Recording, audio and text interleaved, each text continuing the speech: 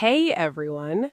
Before we started recording today, Ben and I were just chatting like we usually do, and suddenly I thought, wait, this is actually a really useful English topic. Yeah, we talk about this all the time without even thinking about it. But for English learners, it can feel a little confusing. So, welcome back to Talk Emma, the place where we practice calm, friendly, real-life English together. I'm Ben, and I'm really happy you're spending some time with us today.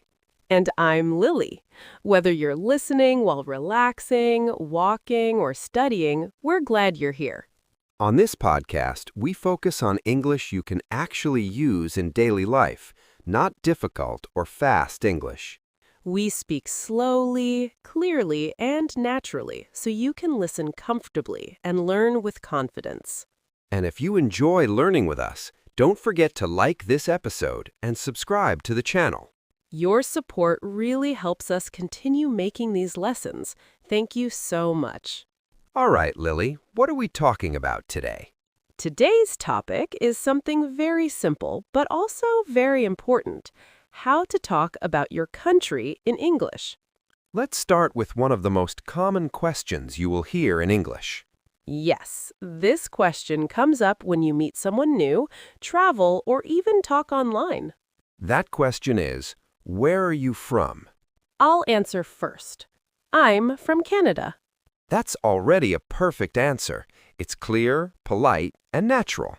But sometimes you want to share a little more information. Exactly. You can add one more sentence to make your answer sound fuller. For example, I can say, I'm from Canada and my hometown is Toronto. That's a great city. Thank you. Toronto is the biggest city in Canada. It's very clean, modern, and multicultural. What does multicultural mean? Good question. Multicultural means people from many different countries live together. That's really nice. Yes, in Toronto, people speak many languages, but English is the main language. What is daily life like in Toronto? People are usually polite and friendly. Many people use buses, subways, and streetcars to travel. What about the weather? Canada has cold winters and warm summers. In winter, it snows a lot. Wow, that sounds very cold. Yes, but we love hot coffee and warm clothes. Now it's your turn, Ben. Where are you from? I'm from the United States, and I live in New York City. New York is very famous. Yes, it is. People often call it the city that never sleeps. Why do they say that? Because the city is always busy, day and night. What do you like most about New York? I love the energy. There are tall buildings, busy streets, and people from all over the world. Is life fast there? Yes, very fast. People walk quickly and are always in a hurry. What about transportation? Many people use the subway. It's fast and runs all day. Ben, we were just talking about the weather in our cities. Toronto is so cold in winter. Sometimes it's so icy that I almost slip on the sidewalk. I know what you mean. New York gets cold too, but I think Toronto winters are even harsher. I always need at least 3 layers of clothing just to walk outside. Exactly. And when it's so cold, all I can think about is warm food. Soup, hot chocolate, pancakes, anything that warms me up from the inside. Ah, yes, cold weather always makes me hungry. So, Lily, I know Canada has people from all over the world, so I imagine the food must be very diverse. Yes, Ben. Toronto is like a food heaven.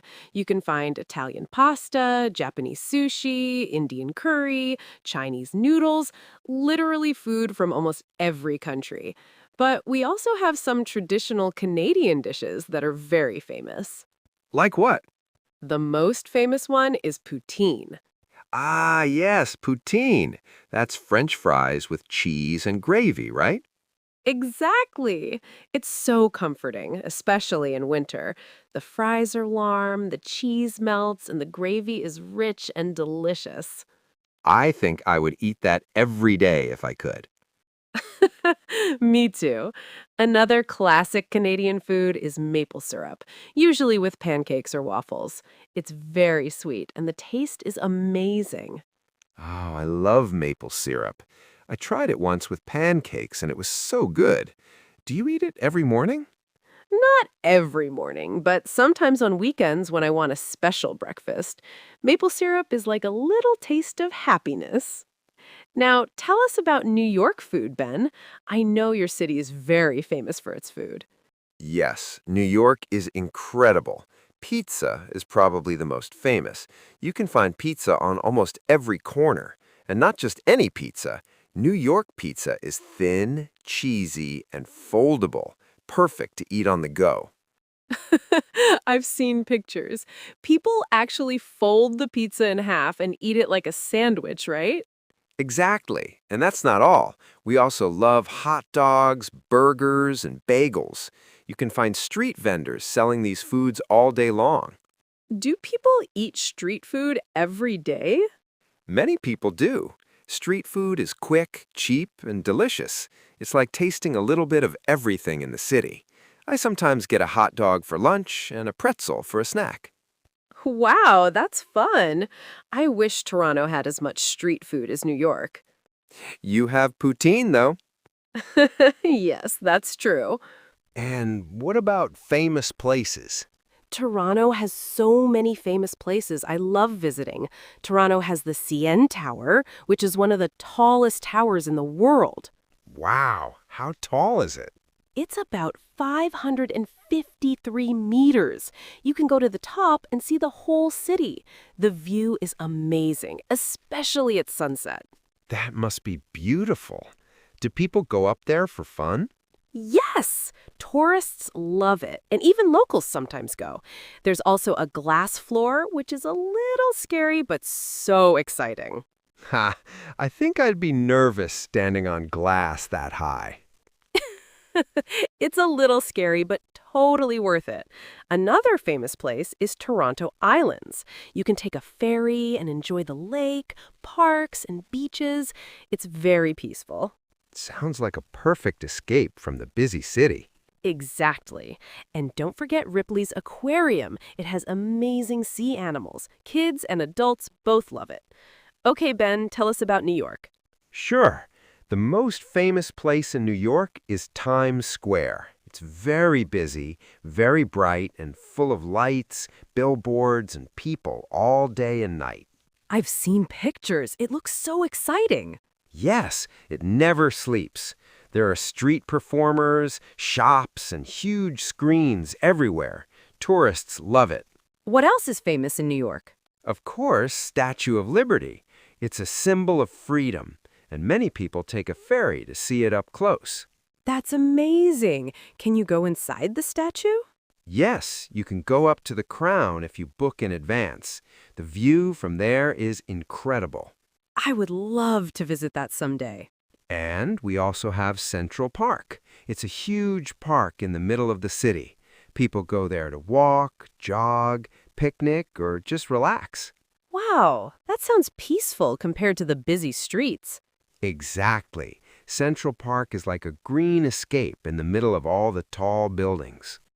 Ben, we just talked about famous places in our cities. You know what's interesting? Toronto and New York are in different countries, but our time is very close. Yes, New York is in the Eastern time zone, and Toronto is also in Eastern, so our clocks are basically the same.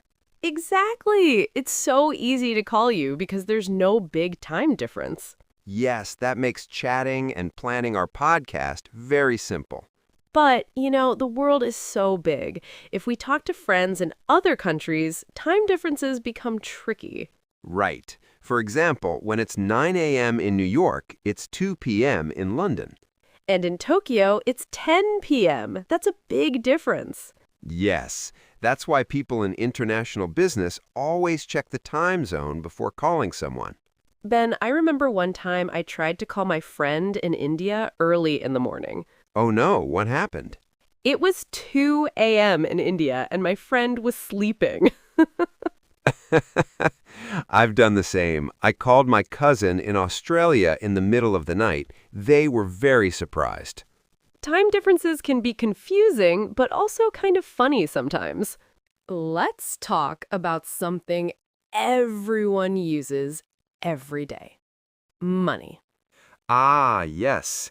In New York, we mostly use US dollars, right? Exactly. And in Toronto, we use Canadian dollars. That's interesting.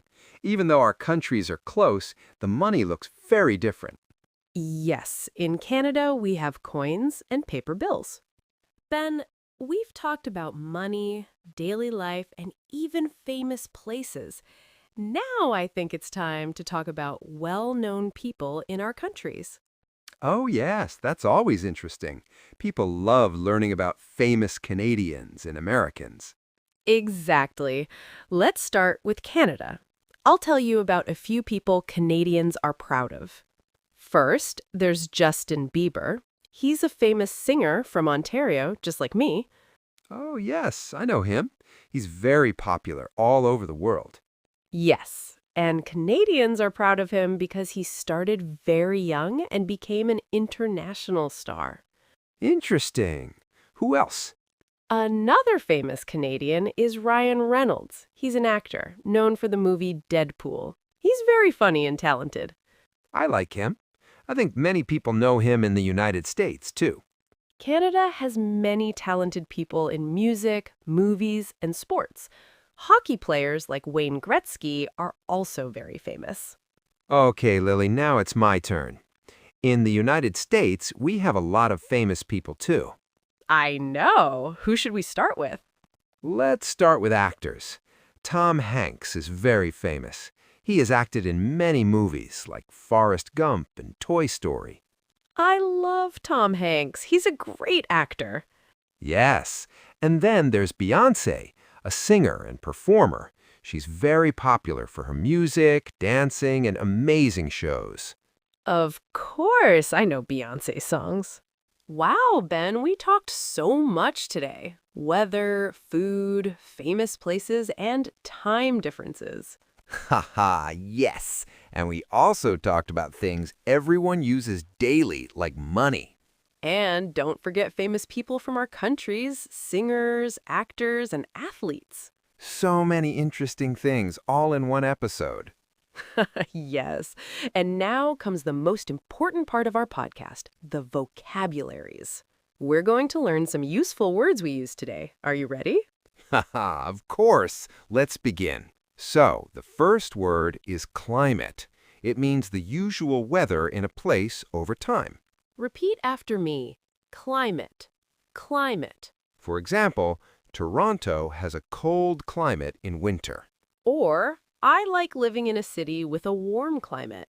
Climate is about general weather, not just today. Next word is attraction. An attraction is a place people visit because it is interesting or fun. Repeat attraction. Attraction. For example, the CN Tower is a famous attraction in Toronto. Or, many tourists visit Central Park. It's a popular attraction. Next word is dish. A dish is a type of food or meal. Repeat dish. Dish. For example, poutine is a famous Canadian dish. Or, my favorite dish is pizza with extra cheese. You can use dish for meals from any country.